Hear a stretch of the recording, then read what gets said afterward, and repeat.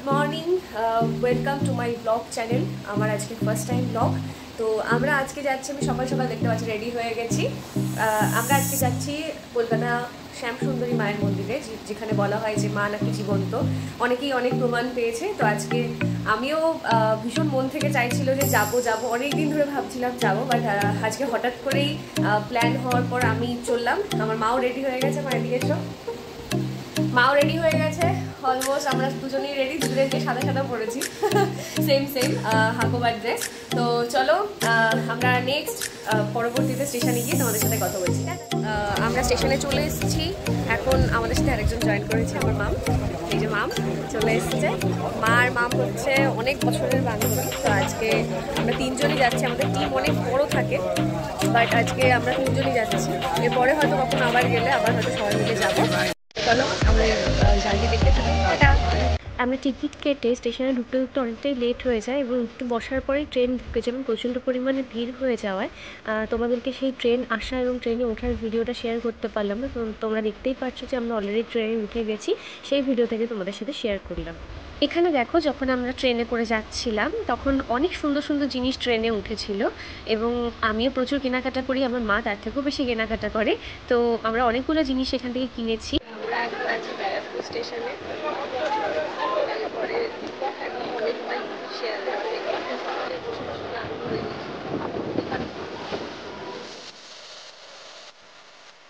চলে এসেছি শিয়ালদাতে।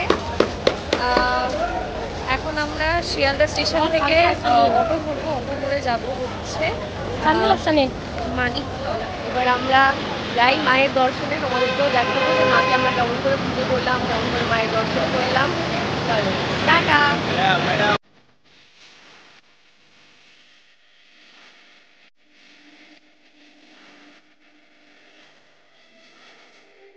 আমরা চলে এসেছি শ্যামসুন্দরী মায়ের এখানে।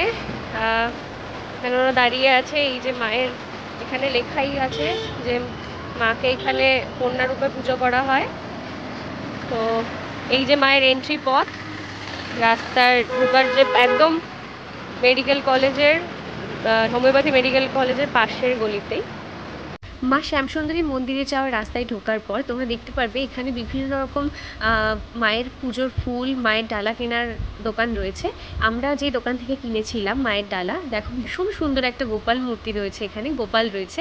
গোপু সোনাকে ভীষণ মিষ্টি দেখতে এবং দেখো মনে হচ্ছে দুই হাত জুড়ে আমাকে আমার কোলে ওঠার জন্য যেন বায়না করছে, এত মিষ্টি দেখতে ছিল।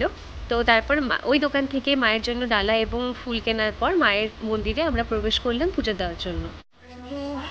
মায়ের জন্য না, বাবার জন্য একটা আকন্দ ফুলের মালা নিলাম, ওর কাছ থেকে নিলাম। ব্যবহারও ভীষণ ভালো। আমরা একদম মায়ের মন্দিরের সামনে লাইট পড়ে গেছে অলরেডি।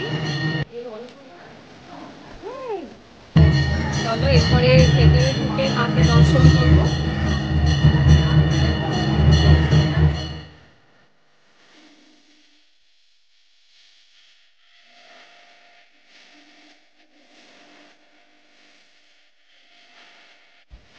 সত্যি তোমরা মায়ের কাছে আসলে কখনো দেখতে পারবে মায়ের মুখ এত মায়া জড়ানো এবং মায়ের চোখ আর হাসি দেখলে মন যেন জুড়িয়ে যায়। তোমরা হয়তো ফোনে দেখবে, কিন্তু যারা সামনাসামনি দেখেছো বা কখনো যদি আসো তোমরা দেখতে পারবে যে মায়ের মুখ অসাধারণ মিষ্টি এবং সামনে থেকে দেখলে মনে হয় সত্যিই যেন কোনো 5 বছরের মেয়ে শাড়ি পরে কি সুন্দর করে খিলখিল করে হাসছে।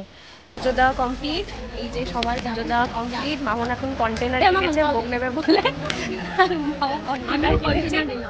আমরা চেষ্টা করেছিলাম যত তাড়াতাড়ি পুজো দেওয়া পসিবল আমরা যেন দিয়ে ফিরতে পারি, কারণ আমাদের শিয়ালদা থেকে চালতায় ব্যাক করার কথা ছিল। এবং ফেরার ভিডিও তোমাদের সাথে বেশি শেয়ার করতে পারলাম না, তার কারণ হচ্ছে প্রচণ্ড মুষলধারে বৃষ্টি নেমেছিল এবং ফোন বার করতে পারছিলাম না তার জন্য। তো চলো আজকে এখানেই আমাদের ব্লগ শেষ করছি, আবার দেখা হবে নেক্সট কোনো ব্লগ। এটা টেক কেয়ার।